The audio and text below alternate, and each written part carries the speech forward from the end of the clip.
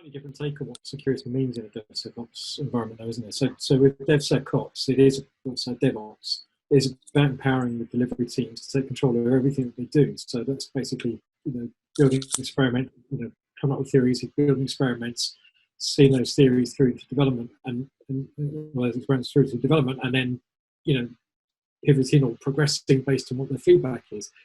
You don't have to go outside the team. It's about being local. So therefore, security needs to be local as well to that team. Now, I always felt security isn't a person; it's a culture within that team.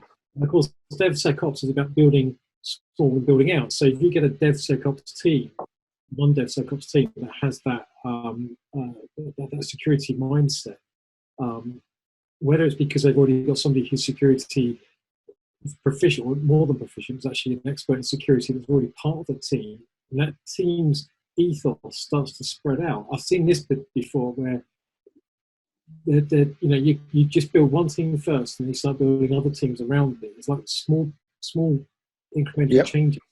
So to say, well, this in a security team or this in a DevOps team works, this doesn't work. Okay, let's now expand on that and let's move into another team with what we know and build that out. But it's about empowering the developers to understand security and knowing what security means in their roles. So it's not just engineers, it's testers, it's the infrastructure engineers, their operations. It's about they need to understand what security means to their roles. I don't think it's a case that you need one security champion that understands all their security for the whole team. They have a central core team that they can go to for that. It's what their role is in making the propositions that they're building secure. And I think that's what DevSecOps means. It's